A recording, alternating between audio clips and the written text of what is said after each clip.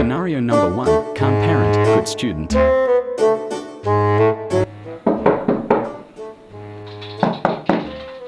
Pasok po. Good morning. Morning, sir. Upo kayo, sir. Upo kayo.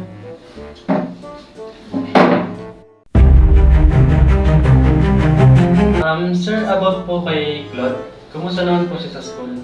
Si Claude po ba? Si Claude po ay mabait naman po siyang estudyante. Nagko-comply naman po siya sa mga activities, quizzes, at mga exam po natin, sir.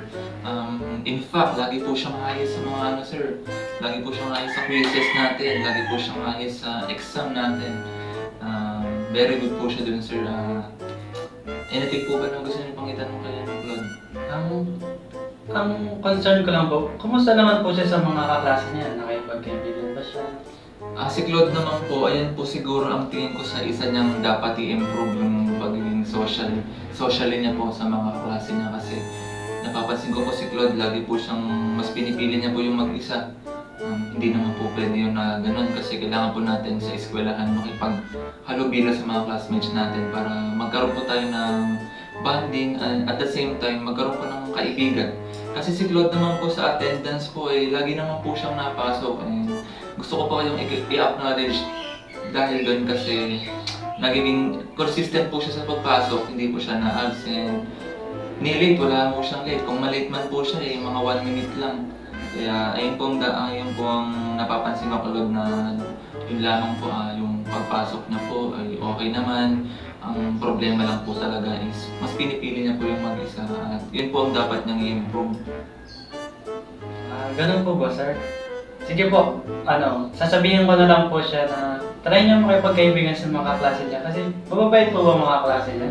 Si Claude naman po, mabait naman po si Claude. At the same time, may mga kaklase naman po siyang tinatry siyang what you call this, sir? Parang lapitan po kaso si Claude po parang mas gusto niya talaga yung mag-isa.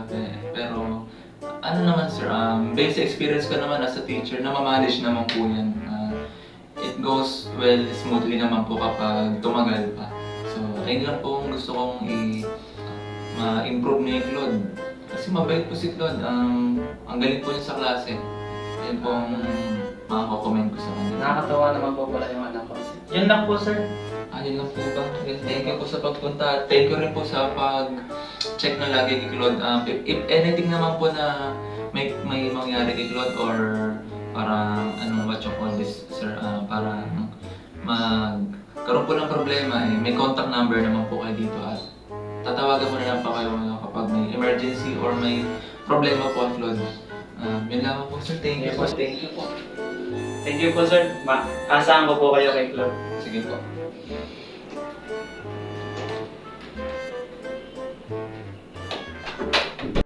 Scenario number 2, confused parent.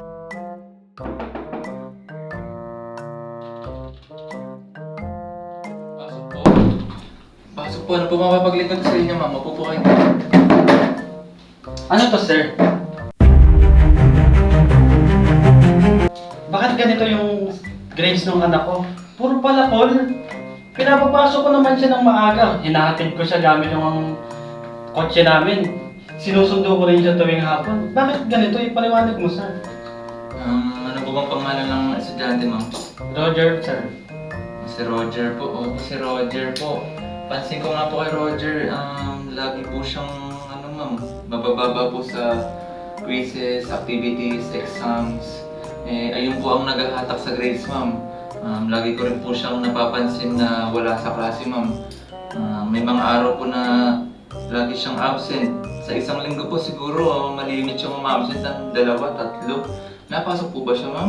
Oo. Sinisigurado kong nakakarating at nakakauwi siya galing school. Yun po siguro ang problema, ma'am. Kasi, ma'am, may attendance po tayo, ma'am. Nare-record po natin ang attendance, ma'am, sa kada araw. Activities, lahat po yan, ma'am, recorded. So, si Roger po, lagi po siyang absent, ma'am. Tapos, sinasabi rin naman po ng mga classmates niya na yun nga, absent po siya. Ano po bang problema kaya? Bakit siya ganito, ma'am? Ewan ko lang, basta kapag umuwi siya, okay naman. Diretso siya sa kwarto niya. Hindi naman siya maingay. Ganun lang. Nasa kwarto lang siya. Siguro ma'am, ayun po dapat ma'am ang ipagtuunan natin ng pansin kasi minsan po hindi natin nasasabi sa bata kung okay siya dahil lang sa behavior na pinapakita niya. Minsan po ma'am, may tinatago po yung problema o mga hinaing po na ginagawa nila ng excuses ma'am is yung ito, yung pagre-rebelde nila sa school ma'am. Hinihingi po nila ang attention nyo. Ganun po siguro ang gustong iparating ni Roger. Kaya po, hindi po siya nag-comply sa schools, sa mga activities, binababaan niya po. Kasi si Roger naman po ma'am, na-observe ko naman po si Roger, marunong naman po siya sa klase ma'am. May participation po siya, lalo sa performance class po ma'am. Lagi pag performance class po, lagi pag cooperate po siya sa mga groupmates niya, sa mga classmates niya. At doon po siya kasi po na si Roger po, palakaibigan po siya. Si Roger po, napapansin ko po na magaling po siya when it comes to performing in class. So yun nga, ang problema lang po sa mga activities po kasi activities po ang parang isa sa mga core po ng ating school para magkaroon po ng grades yung bata.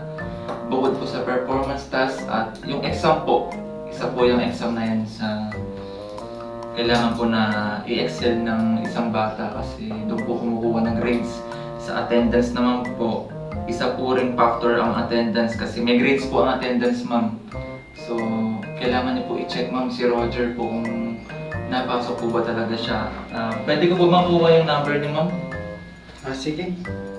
Sisulat ko. Bakit? Nagbigay na ako nung nag-PTA waiting tayo Nagbigay po ng number ma'am si Roger. Nagbigay po siya ng number. Kaso po hindi naman po nakukontak ma'am. Ganun ba? Kasi lagi ko po sinasabihan si Roger na papuntahin kayo at hindi naman po ata nakakarating sa inyong sinasabi ko. Ganun ba? Wala. Medyo busy kasi sa ako sa salon namin.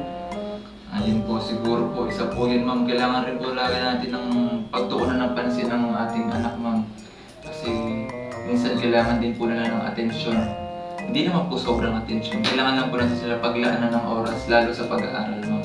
So kunin ko po ang number mo ma'am. Sige po, sir. Yun po ma'am, salamat po. Ang pangalan niyo po is, ang pangalan niyo po ulit ay Regina. Regina po. Sige po, isusulat ko na po dito. If anything po na may mangyari or problema pa kay Roger is tatawagan ko na lang po kayo. Sa ngayon ma'am, iisip po ako ng pwedeng alternative para po sakaling mahatak ang grades ni Roger. Sa kanya ko na lang po isasabihin yun ma'am. Siya na lang, bibigyan ko na lang po siya ng task na pwede niyang gawin para mahatak po ang grades niya. Sige po, sir. Try ko din gawin yung sinabi mo sa akin. Okay. Yun po sa pagpunta ma'am at salamat po sa akin. Kahit pa paano ay chinecheck niyo pa rin si Roger.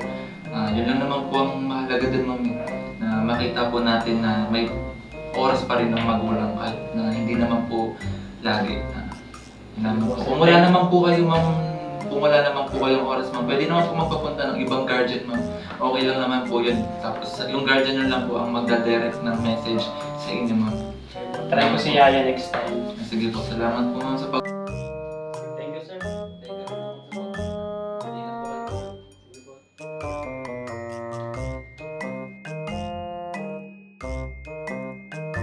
Bakit ganito? Sige po, kalma lang po tayo ma'am. Ano po bang pangalan ng anak niyo po? Si Roger. Roger Cayetano. Tumawag. Huwag mo sabihin tayo tanong, Roger na lang. Nakita ko yung mukha mo, tumawa ka rin eh. Roger na lang. Huwag mo na